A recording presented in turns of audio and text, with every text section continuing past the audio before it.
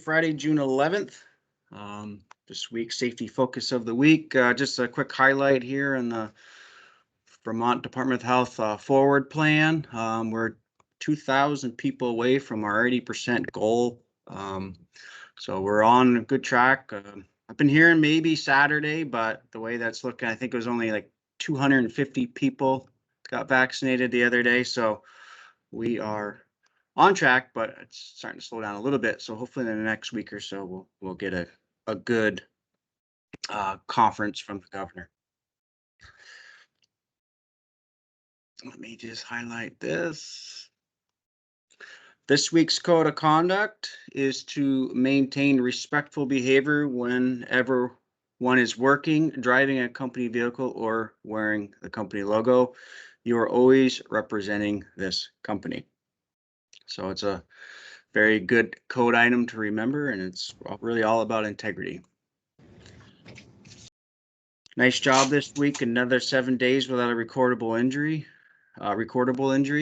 So let's keep up with the morning JHAs. Good communication. Wear those PPE and really focus in on the hierarchy of controls. We're trying to eliminate those unsafe conditions and those unsafe acts. This week, I just wanted to piggyback over last week's topic on crystalline silica in table 1. Regarding any dust, especially if it's based from quartz, we really want to use a wet method or the vac systems for any time we're cutting, grinding, doing any type of work that causes dust.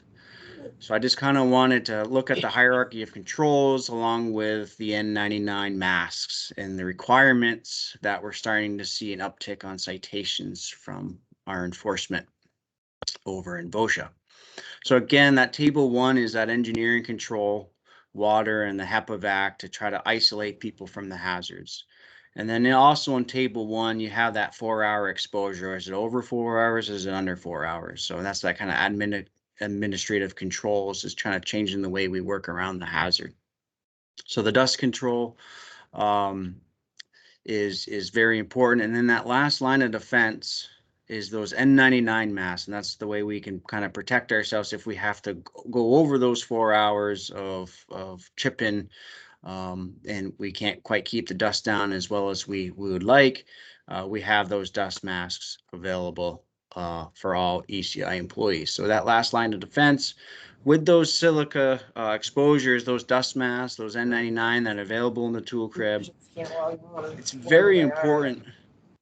Please, everybody, please mute yourself. We got some hot mics out there. Last line defense. So medical questionnaire.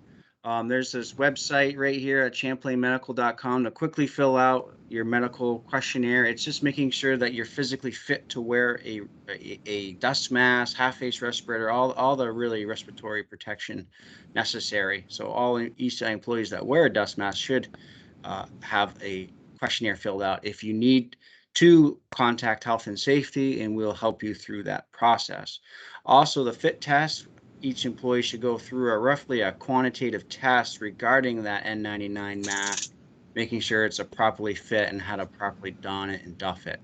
And that kind of triggers in that training about proper storage, proper use, and then also facial hairs. So that's really the tricky part with the N99 is you got to be somewhat clean shaving for it to have a proper fit, to making sure that you are preventing dust to getting into your respiratory system. So with that said, if any job sites are wearing N99 dust masks for an operation, please contact health and safety just so we can verify that these compliance requirements are being done. We can get that questionnaire done, and we can get that quantitative test done for all active employees.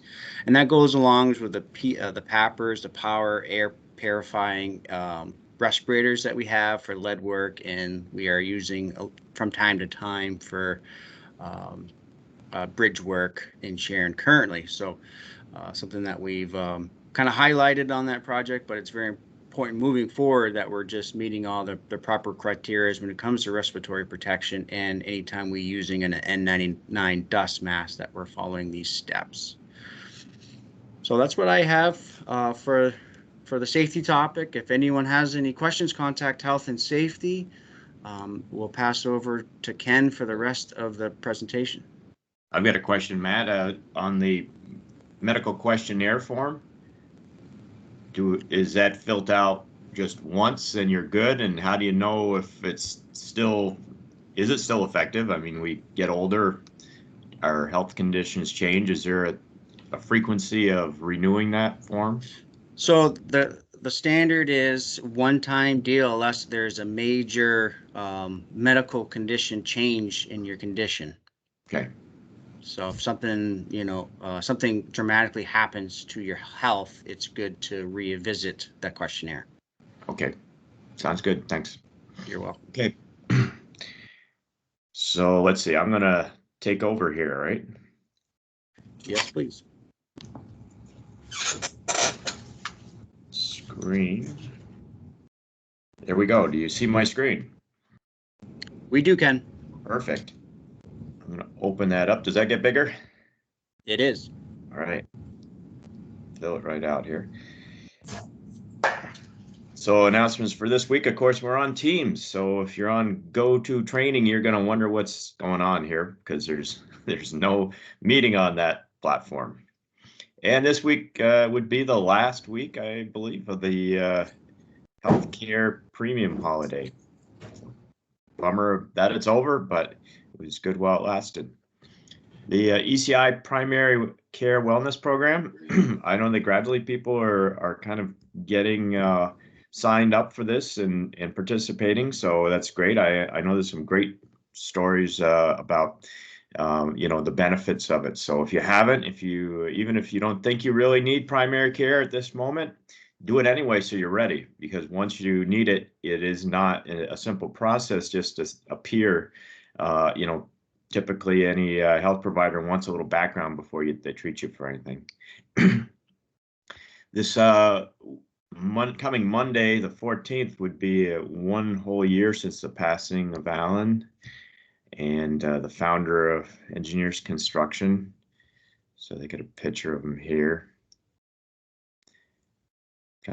We definitely miss him. It's a full year, and we miss you, Dad. And we have a picture or a obituary link here if you're interested. So I don't recall where this photo was, where it was taken, but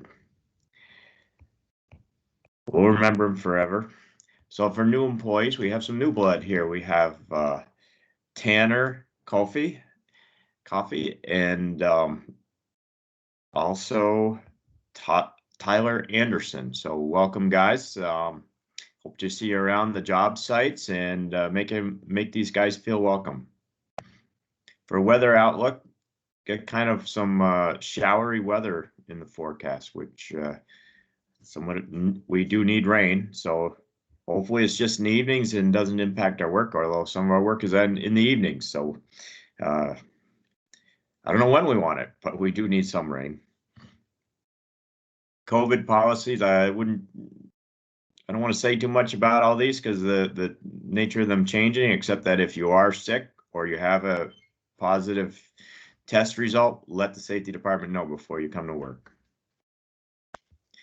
For this week's project, we are profiling the Letty Park staircase replacement in Burlington, and we're contracted with the Burlington Parks Recreation and Waterfront Department to design and build a replacement set of stairs from Letty Park down to the beach.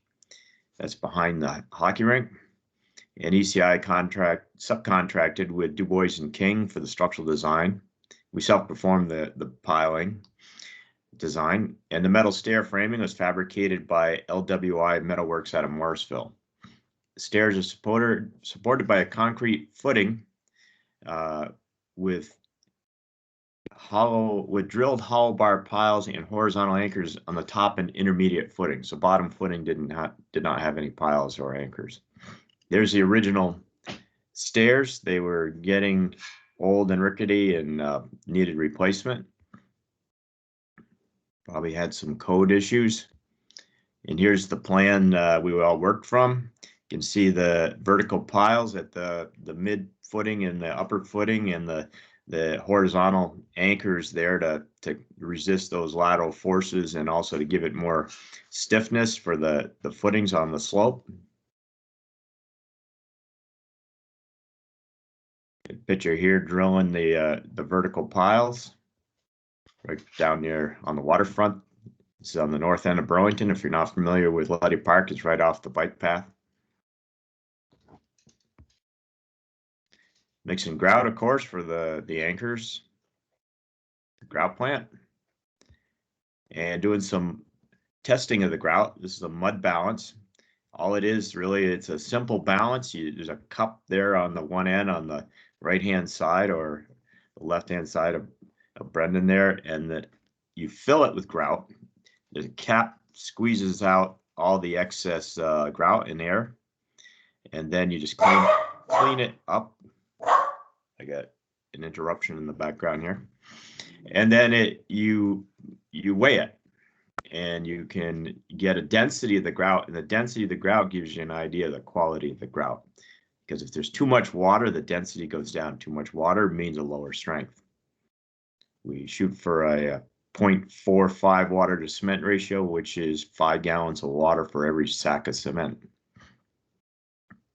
So there's the installed anchors and the rebar for the footing at one of the, probably the, I don't know if that's the mid station or the bottom, can't tell, or the top, I mean. The anchor on the right side there is the vertical pile, I should say, is has a plate, and then you can see there's a horizontal battered anchor coming in down inside the cage. You can see 2 of those, one on each side. Then they set the stringers. It's all steel. Stringers had the platform beam stringer framing built in, so they're a stringer section with that bent, leveled off section under the platform. The landing. There we go. Some stiffeners in there. The hand railing, and then the tread work, which is probably some of the tedious work. Pressure treated tread material and risers. And then some of the work at the bottom of the stairs, the footing at the bottom of the stairs. And then the final product. Nice improvement, looks really sharp. So great job there. Then from the photo archives, this is Alan with Dr. Jim Olson, Dr. Dirt.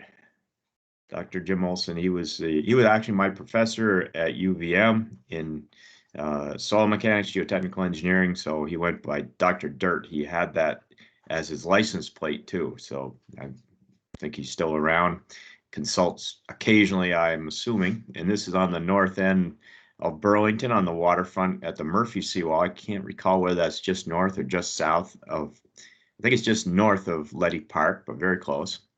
And they're looking at some structures out there that would been getting some work done on them back in 2012. So that's what I got. I'll turn it back over to you, Matt. Everyone have a safe day out there, and looks like weather won't be a major factor, at least for a few days here. Thank you, Ken. Thanks for the 50 plus that we had on this meeting. Thank you all for a smooth transition into teams. I think we did pretty well today. So thank you, and let's be safe today, and we will continue this track moving forward. Thank you very much. Okay, take care.